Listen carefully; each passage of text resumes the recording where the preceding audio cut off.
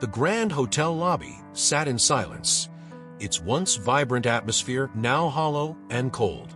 The chandeliers still shimmered, but the light they cast fell dim, as if even they had grown tired of trying to lift the weight of the emptiness. George stood at the edge of the room, gazing at the aging piano in the corner. The instrument that once filled the lobby with beautiful melodies now sat forgotten, much like George's own dreams. He had bought the hotel decades ago, hoping it would be a haven for music lovers, a place where the arts thrived.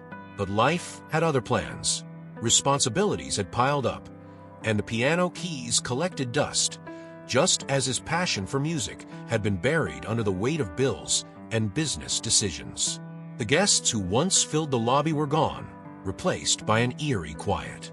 George's footsteps echoed through the room as he walked toward the large windows, looking out at the bustling city that no longer seemed to notice his aging establishment. The lobby, once a hub of laughter and conversation, now felt like a relic, and George felt the same way. He had spent so much time managing the hotel that he had forgotten what it was like to play, to feel the music move through him. The piano was just a symbol of what he had lost, his dream of becoming a musician. The wind outside howled, rattling the glass, and George turned away from the window, heading back toward his office. He passed the piano without a glance, as if looking at it would reopen old wounds. But somewhere deep inside, the longing to hear music again tugged at him, though he was too proud, or perhaps too afraid, to acknowledge it. The bell above the front desk jingled as the door to the hotel opened, letting in a gust of cold air. George looked up to see a young woman entering, bundled in a worn coat that didn't seem warm enough for the bitter chill outside. She hesitated by the door, looking around the lobby with wide eyes, as if she were unsure whether she belonged. Her name was Emily, though George wouldn't learn that until later. She walked quietly to the front desk, her movements careful and almost timid. George, who had seen all kinds of guests pass through the hotel over the years, took note of her gentle demeanor. She didn't have the air of someone here on business or leisure. She seemed like she was searching for something, though he couldn't quite place what. She signed the guest book with a flourish that surprised George. Her handwriting was elegant, a stark contrast to her modest appearance. After receiving her key, Emily thanked him with a soft smile and disappeared down the hall. The hotel returned to its familiar quiet, but something about the woman lingered in George's mind. He couldn't shake the feeling that she carried a story within her, something deeper than her quiet presence revealed. But he dismissed the thought, chalking it up to his overactive imagination, another remnant of his musician's soul, long since forgotten. That night, as George made his rounds through the hotel, the faint sound of music stopped him in his tracks. It wasn't the usual hum of city noise or the mechanical whirring of the old heating system. No, this was something else. The sound of a piano, his piano, playing softly from the lobby. He hurried down the stairs, his heart racing. When he reached the bottom, there she was. Emily, the mysterious guest, sat at the piano, her fingers moving gracefully over the keys. The melody was haunting and beautiful, filling the empty space with a warmth that George hadn't felt in years. He watched in silence, his breath caught in his throat as memories of his own youth flooded back. The music swirled around him, wrapping him in its embrace, pulling him toward the piano, toward a life he had tried to forget. Emily played as if the world outside didn't exist, completely lost in the music. George stood frozen, unable to speak, as her melody brought the hotel, and something deep inside him, back to life. The soft notes of the piano filled the lobby with a resonance that George hadn't heard in years. He stood hidden in the shadows, not wanting to disturb the moment. Emily's playing was effortless, her fingers gliding over the keys as though she had been born to do this. Each note tugged at George's emotions, pulling memories from a time when music was all he lived for. His mind drifted back to his youth, when he too had sat at a piano, feeling that same connection to the instrument. There was a time when he had believed he would make a life out of music. He had dreamed of performing on stages around the world, but those dreams had been pushed aside for the responsibilities of running the hotel. He had told himself that he was being practical, That music was just a fantasy. But now, standing there listening to Emily, he felt that old yearning rise up within him again. As her song came to a gentle close, George found himself unconsciously stepping forward, drawn toward the piano like a moth to a flame. He didn't know what he would say, but he knew he couldn't just walk away. Something had been awakened inside him, and the music, her music, wouldn't let him ignore it. Emily looked up, startled by his approach, but her expression softened when she saw him standing there. "I hope I didn't disturb you," she said quietly, her voice as soft as the music she had just played. George shook his head, his voice caught in his throat. "No, not at all. It's been a long time since anyone played that piano." He gestured toward the instrument, though the words felt inadequate to describe the depth of his feelings. She smiled faintly, her fingers still resting on the keys. "It's a beautiful instrument." I couldn't resist. There was a pause, and George struggled with the questions swirling in his mind. Who was she? Where had she learned to play like that? But more than that, why did her music affect him so deeply? Instead, all he could manage was, "You play beautifully." Emily's smile widened slightly, though there was a hint of sadness behind it. "Thank you. It's been a long time since I've played in a place like this." George nodded, feeling the weight of her words, sensing that there was more to her story, just as there was more to his. He wanted to ask her about it, but something held him back. Instead, he let the silence settle between them, the only sound the soft hum of the city outside. Finally, after what felt like an eternity, Emily stood up. "Thank you for letting me play," she said, her voice quiet but sincere. "I'll be staying here for a while. I hope you don't mind if I play again." George shook his head, almost too quickly. "Not at all," he said, more eagerly than he had intended. "Please, feel free to play anytime." As she left the lobby, George remained standing by the piano, staring at the keys. He reached out, letting his fingers hover just above them, but he couldn't bring himself to touch them. Not yet. The memories were still too raw. The pain of giving up his dream too fresh, despite the years that had passed. The next evening, as George sat in his office going over paperwork, the sound of the piano reached his ears again. This time, he didn't hesitate. He made his way down the stairs, drawn by the familiar melody. Emily was there once more, her fingers dancing over the keys, her eyes closed in concentration. This time, George didn't linger in the shadows. He approached slowly and sat in one of the chairs by the piano, listening to the music up close. It was as though the notes were breathing life back into the hotel, filling every corner with warmth. When the song ended, Emily looked at him, not surprised this time to find him sitting there. She smiled softly. "I didn't think you would mind," she said, her voice gentle. George shook his head. "I don't mind at all. In fact, I've been waiting to hear you play again." Emily chuckled, though there was a sadness in her eyes. "It's strange, isn't it? How something as simple as music can bring back so much." George nodded, understanding more than she realized. "It has a way of doing that."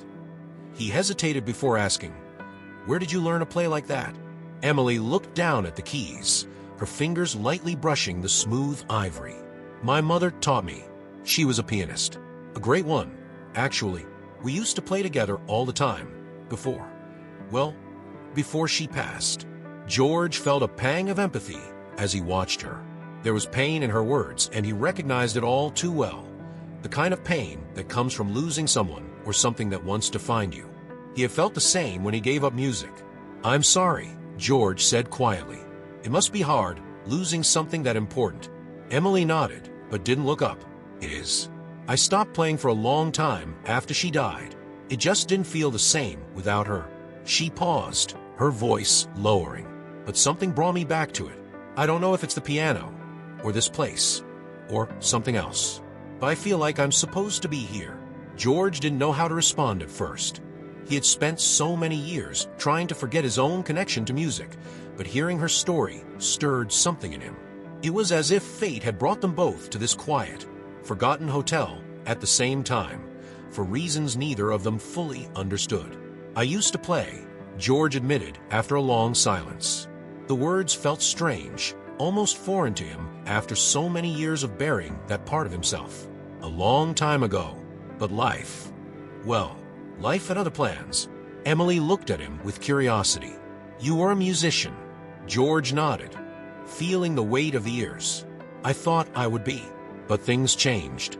The hotel needed me, and I had to make choices. He sighed, glancing down at the piano.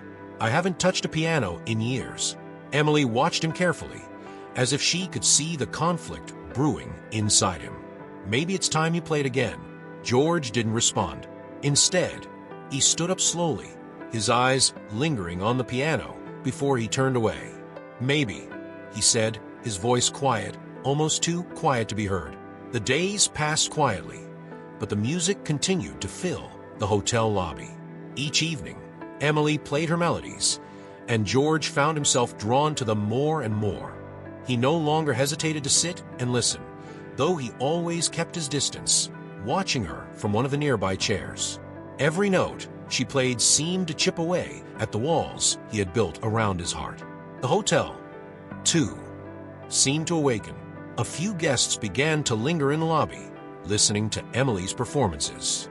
Some even started to request songs, though she would only smile and play whatever felt right in the moment.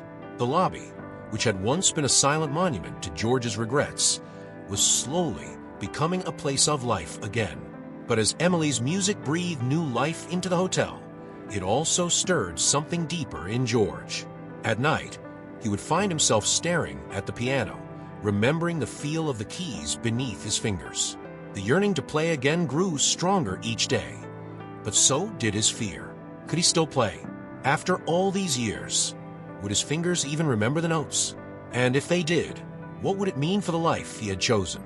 He had convinced himself long ago that his music was a fantasy, something impractical and foolish. But Emily's presence was making it harder to maintain that lie.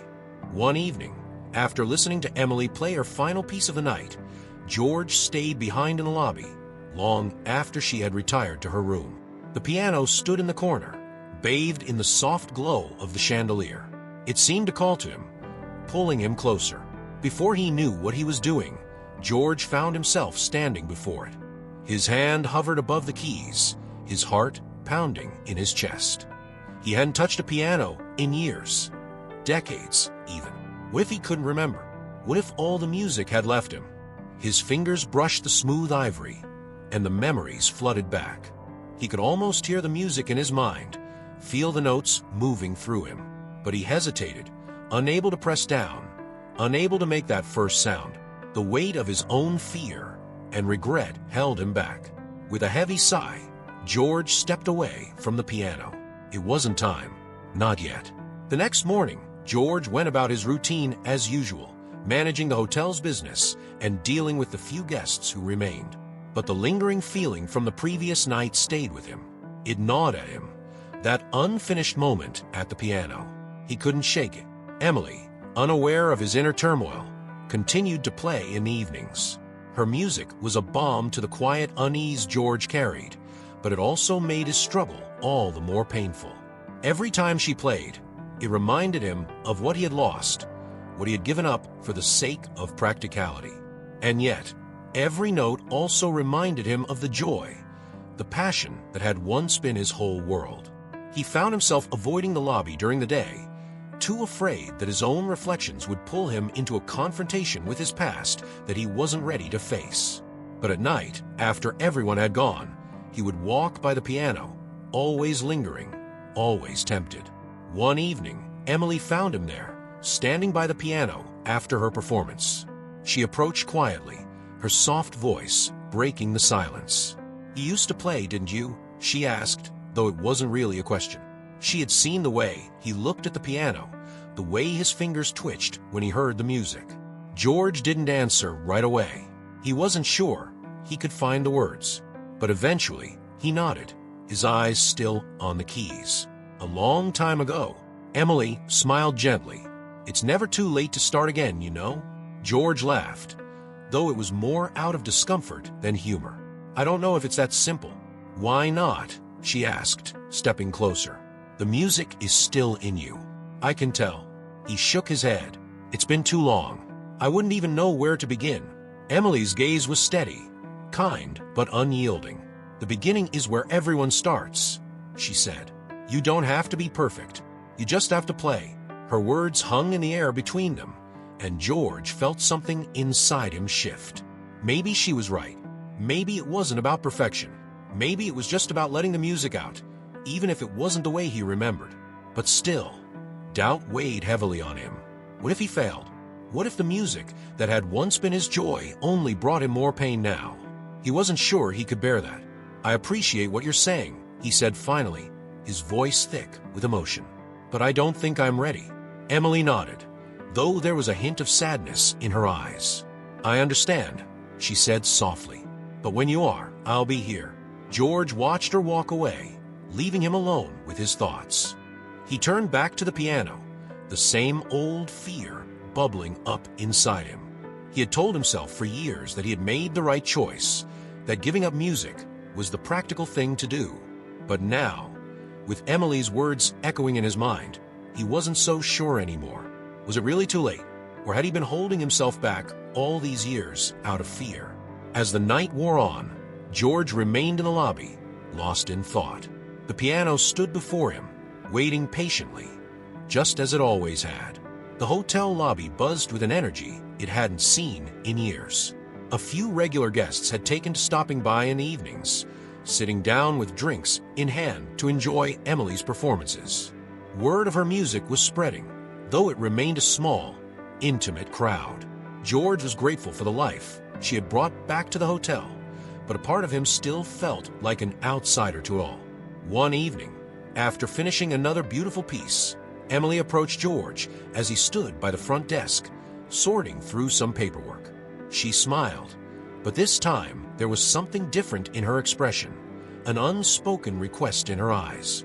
George, she began, her voice soft but firm, I was thinking, there's a small event coming up here next week.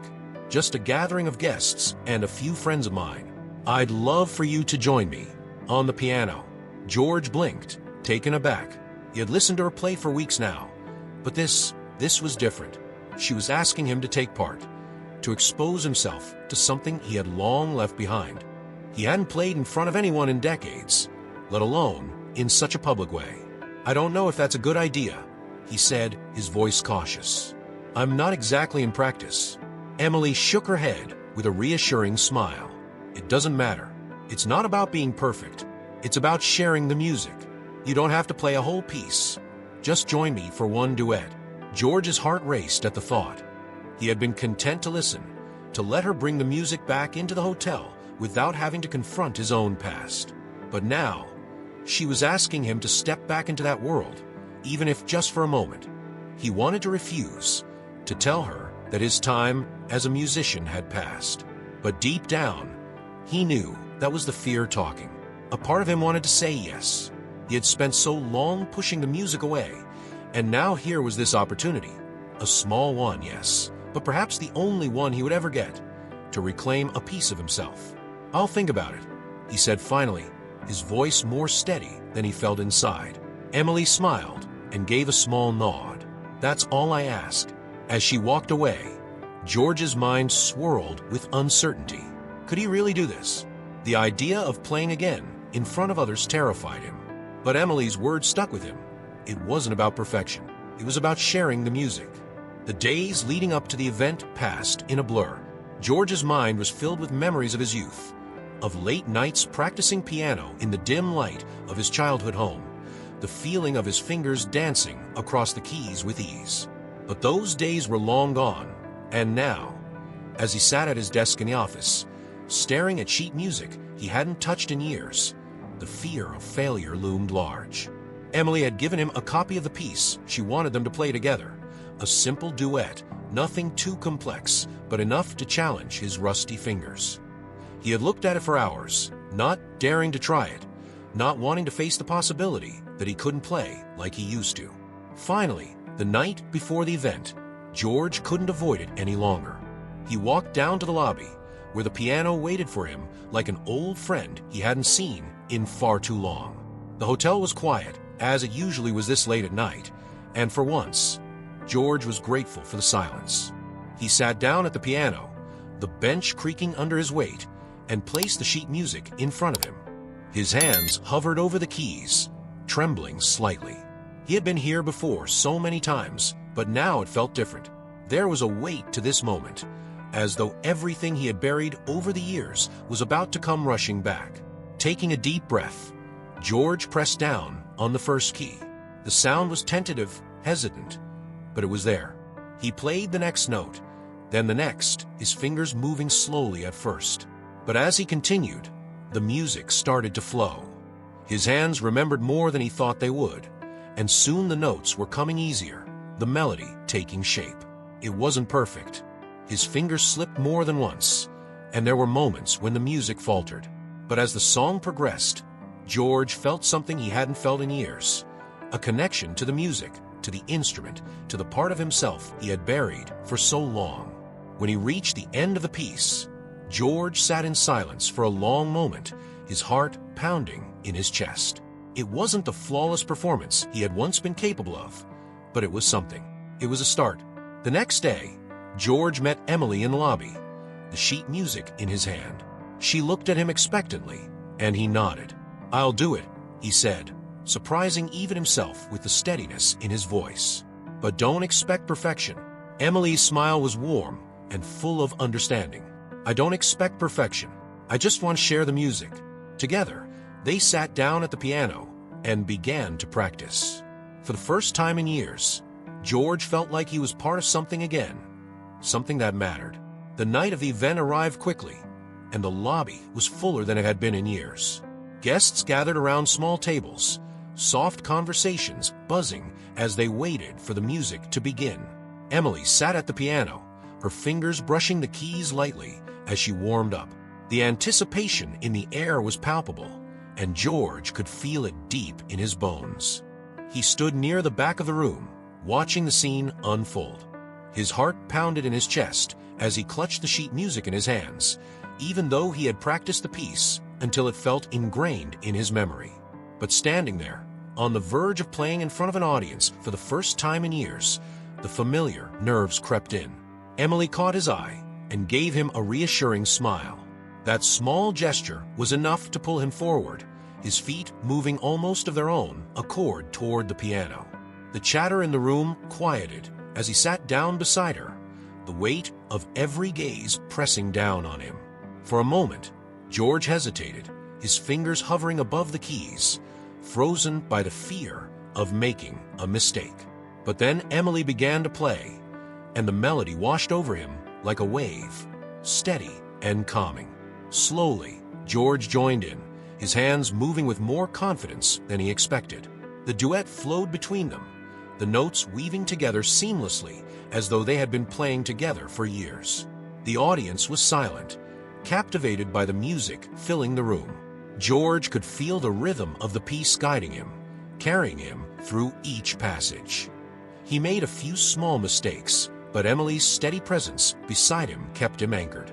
He didn't have to be perfect, he just had to play. By the time they reached the final notes, George felt a surge of emotion rise within him.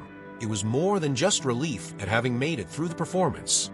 It was the joy of reconnecting with something he thought he had lost forever. When the last note faded into the air, the lobby erupted into applause. George looked around, his face flushed with a mix of pride and disbelief. He hadn't expected this, hadn't expected to feel so alive. Emily leaned over and whispered, "You did it." George smiled, the weight of years lifted from his shoulders. We did it. The days following the performance were a whirlwind for George.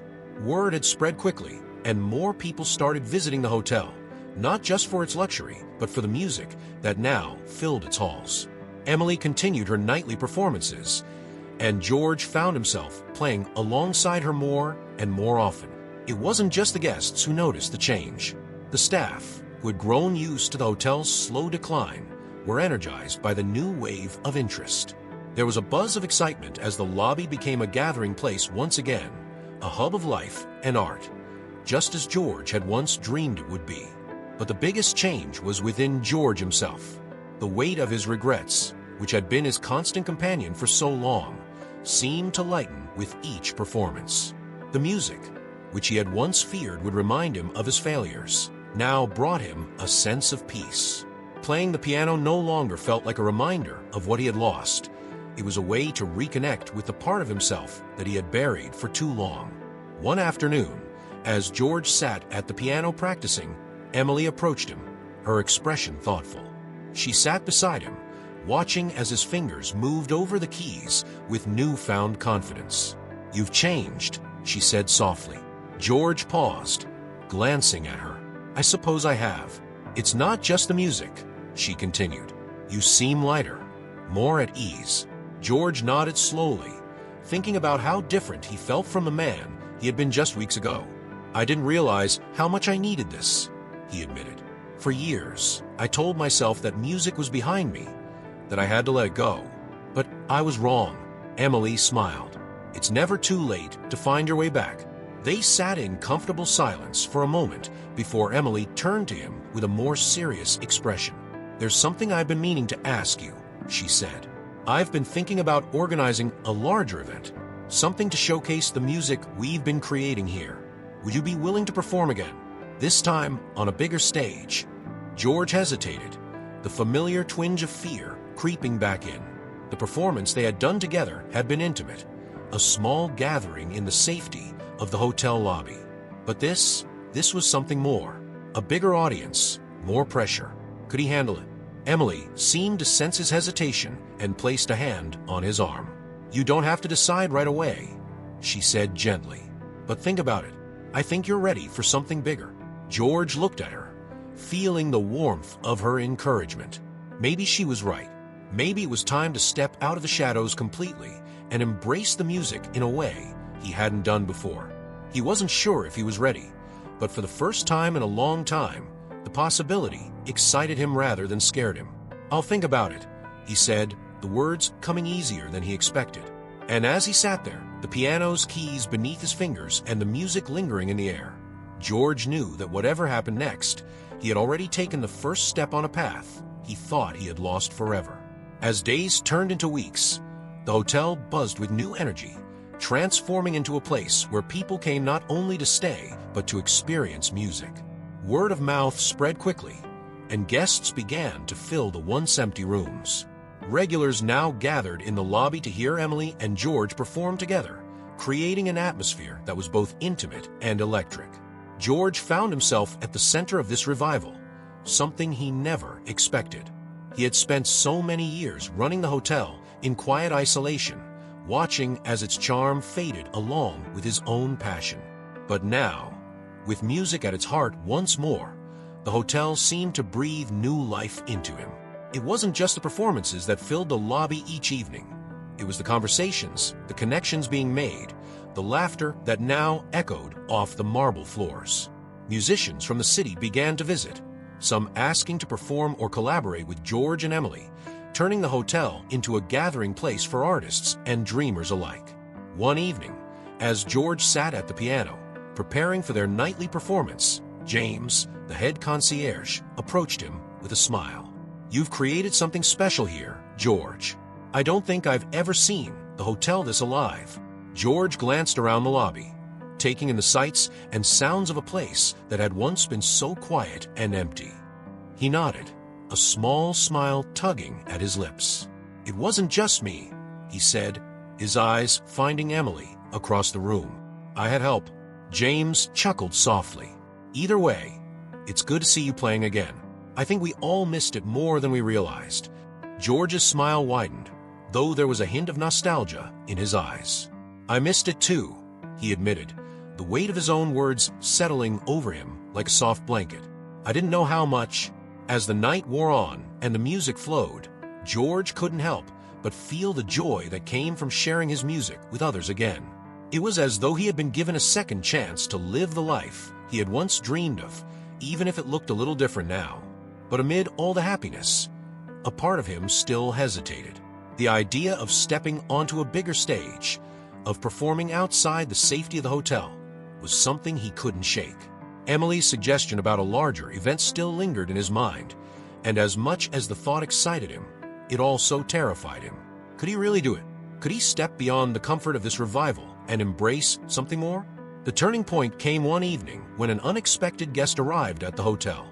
The lobby was busy as usual, filled with the sound of music and conversation. Emily and George had just finished their performance when a man approached them, his demeanor professional and curious. "Excuse me," the man said, offering a polite smile. "My name is Richard Collins. I'm a producer with a local music company, and I've heard quite a bit about the performances here. I have to say, I'm impressed."